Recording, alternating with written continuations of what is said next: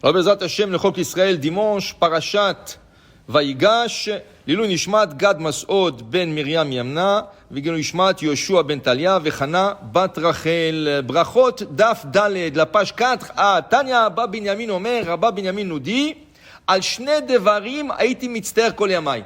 Il était très méticuleux sur deux choses, dit Abba Binyamin. Sur quoi? Al Tfilati Shetes Lifne Mitati. Que ma prière soit devant mon lit.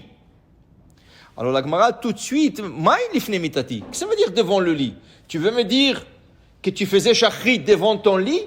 Tout d'abord, si tu n'as pas arrangé le lit, c'est un baya, c'est pas propre. Et même si tu as arrangé ton lit, on a dit, et Rabbi Yoshua ben Levi dit, Minayin la mitpalel shelo yeh davar chotzetz beno leben akir. Tu ne peux pas avoir quelque chose qui sépare la personne, entre la personne et les murs. Ça veut dire qu'a priori, tu dois faire toujours ta prière devant un mur. Ok? Top. C'est pas toujours faisable.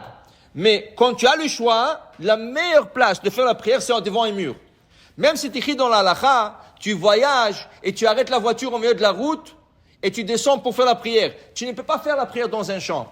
Tu dois trouver un arbre et prier devant l'arbre. Okay? Pourquoi?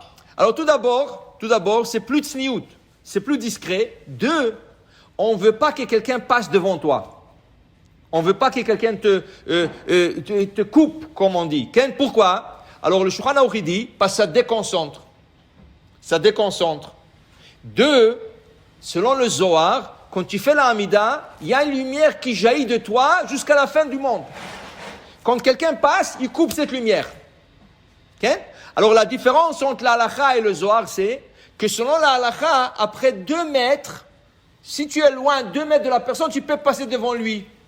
Mais selon le Zohar, non. Toute la ligne devant lui, tu n'as pas le droit de passer. Tu dois passer sur le côté, en arrière, mais jamais devant une personne. La même chose, quelqu'un qui dit Kaddish, tu n'as pas le droit de le couper, tu n'as pas le droit de le passer devant lui.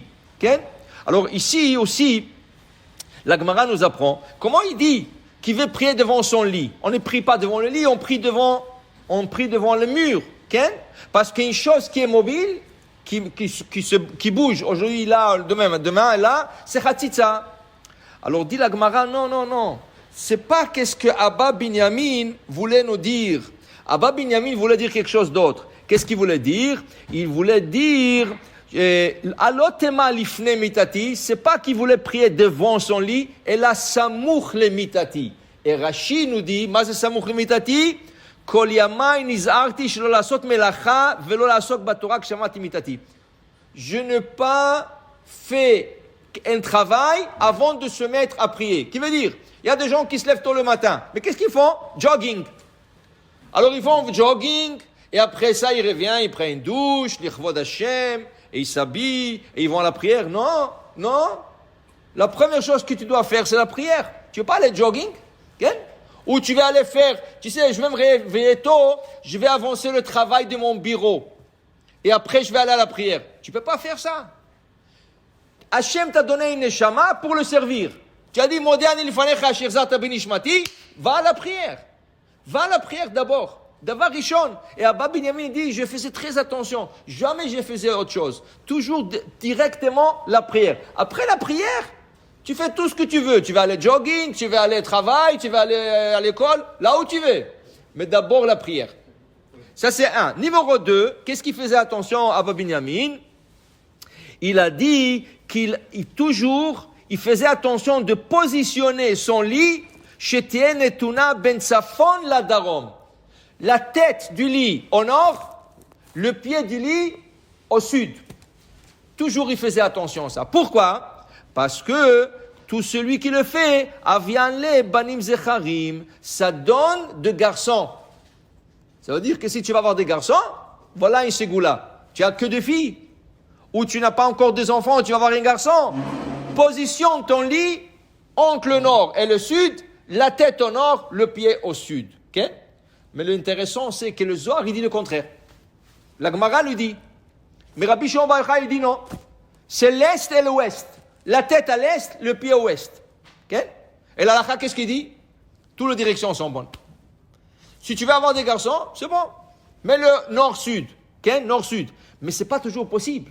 C'est pas toujours possible. Des fois, la porte est en or. Alors comment tu vas mettre le lit dans le nord? C'est impossible. Okay? Alors on te dit, c'est bien, mais ce qui est intéressant, ils ont trouvé que toutes les pyramides en Égypte, ils ont un coin, il y a 4 coins dans la pyramide, mais un coin qui est toujours parfaitement en or.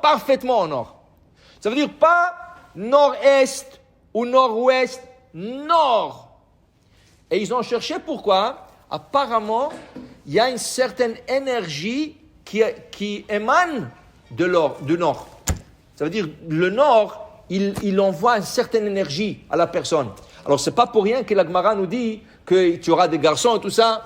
Ça doit avoir quelque chose aussi au-delà de ça. Alors pour te dire que déjà Rabbi Binyamin il connaissait cela, que le nord c'est quelque chose de très important. Alors il positionnait son lit au côté nord. Baruch Adonai Le'olam. Amen ve amen.